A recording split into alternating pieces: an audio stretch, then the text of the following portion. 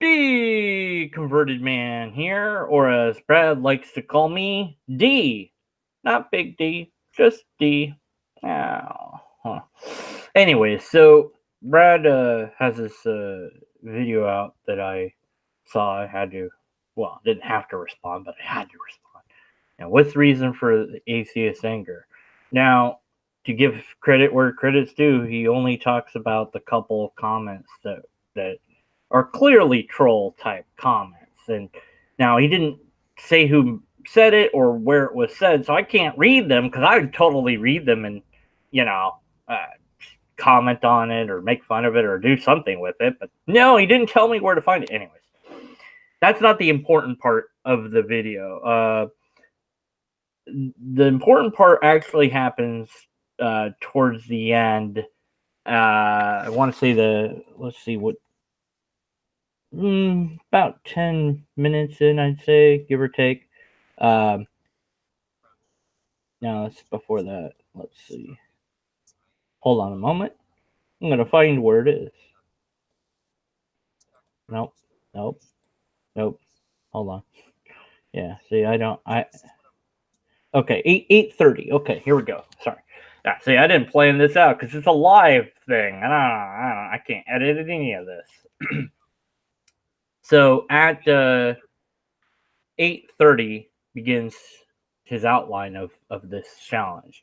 And it's basically to go to a Catholic church 3 times to get to listen to participate in this thing called the adoration or whatever. Um, and he thinks that, afterwards, after the third time of going, that you'll have some feeling or something of this nature.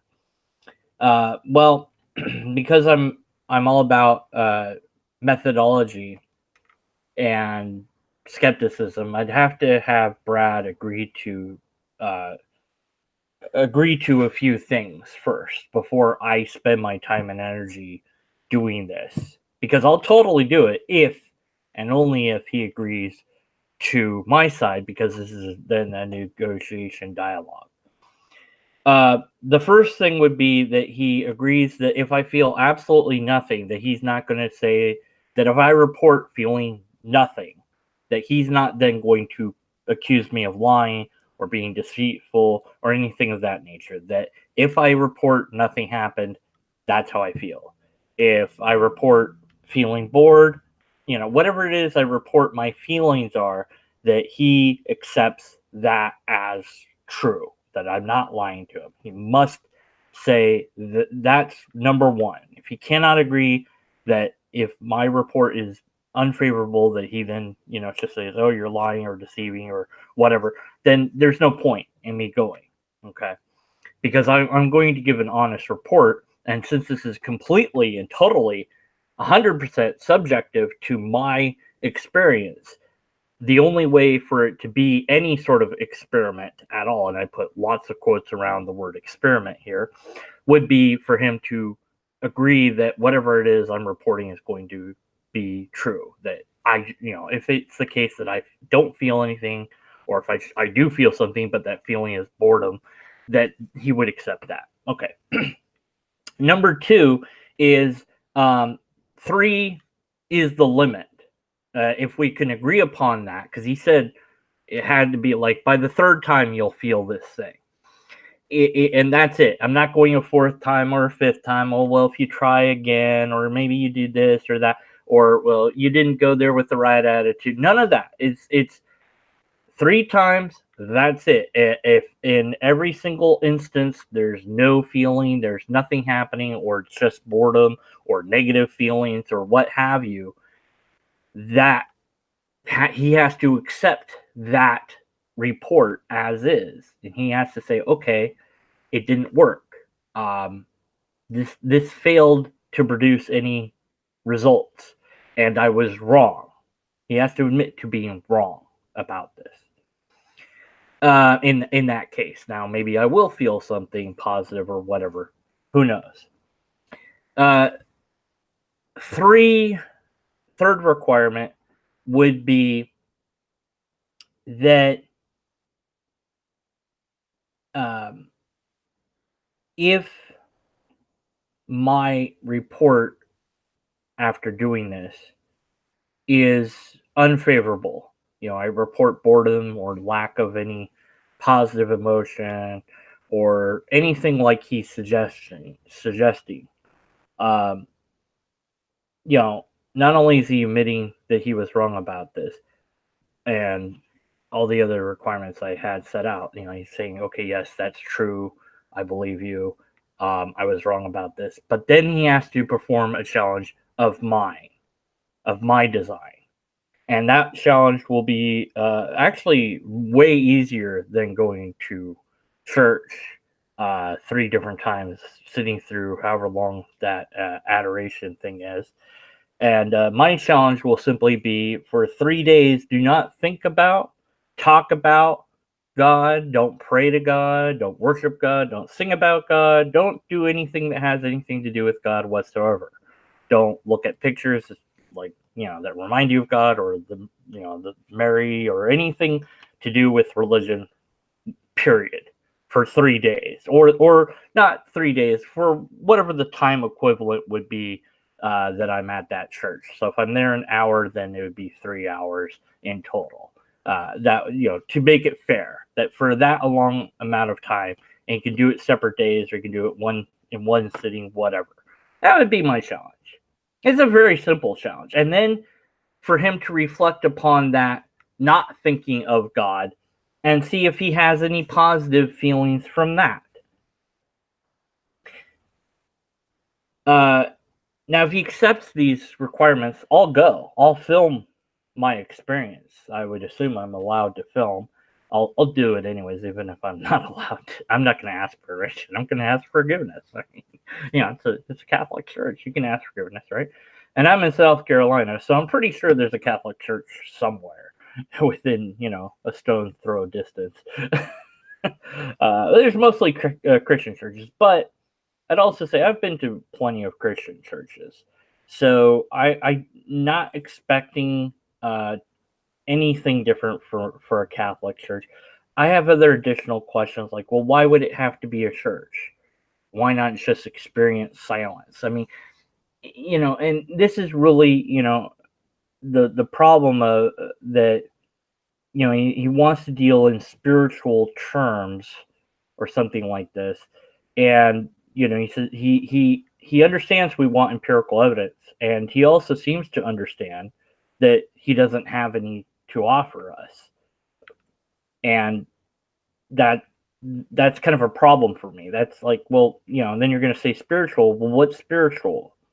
What proof do we have of spiritual? What is that? How do I differentiate between a spiritual experience and a non-spiritual experience, externally speaking? Because it's not enough for me to feel inside and go, oh, that was a spiritual experience. There's no self-identifying that experience, because that's not a good enough methodology to determine whether the experience is genuine. There have been studies with this thing called the God helmet, and basically it's this thing that they put on your head, and it's done in various different ways. But the one that I've read on is they do magnetic pulses, and it does something with your brain. It does something to you. And the people that have done this, broadly speaking, report sensations that are godlike. Like it's the same or similar enough experience to when they've experienced, quote, God, quote, that from their internal perspective, it's like, wow, I experienced God just then. Well, that's kind of the problem, is without an external way to test my subjective feelings, because that's all I'm going on here, I have no way to know that if I did have any experience, that it wasn't just a giant magnet passing by at that particular moment, or some fluctuation of magnetic earth things, or who knows, or solar flare, or goodness only knows what else. Maybe I touched some hallucinogenic drug without knowing and ingested it, and that affected me. There's too many possible variables for me to consider that are natural before I would even think that there is a supernatural. And of course, I have to be shown that there is a supernatural or spiritual to even experience in the first place, which is not something that we can demonstrate unless we can first separate out a natural experience from a spiritual experience, whatever that means. If there's no empirical methodology to this and it's completely subjective, I can tell Brad to go to every single church that there is and try to have a similar experience and go 3 times to all these different churches. Go 3 times to an atheist church. They do exist. Um, and see if you feel anything. What does that tell you? It doesn't tell you anything. I've gone to concerts and felt great. I went to see Blue Man Group in New York. That was a fantastic experience. I've never had an experience like that. It was just phenomenally awesome and energetic and funny and interesting. They did this one thing where the strobe light hit, and I mean, I've seen some strobe lights, but I've never seen it like this. It was everywhere, super fast, and it was like I was moving in slow motion. We were like throwing these paper all around that they had to throw around, and just you were rolling out this big sheet of paper. It was just phenomenal of an experience. It was indescribable. The feelings and the joy and everything about it was just really cool. Um, is that a spiritual experience or is it a mundane one? Well, it depends. It just depends who you ask, I guess. Some might call it spiritual. And that's right back to the problem. How do I empirically verify a natural experience from a supernatural one?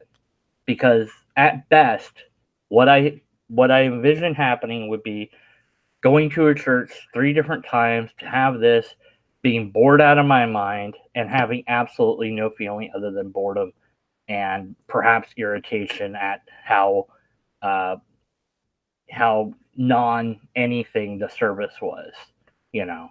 And then that would be it. I'd be like, yeah, I experienced nothing. Okay, day 2, experienced nothing. Day 3, experienced nothing. Okay, and now what? Your turn.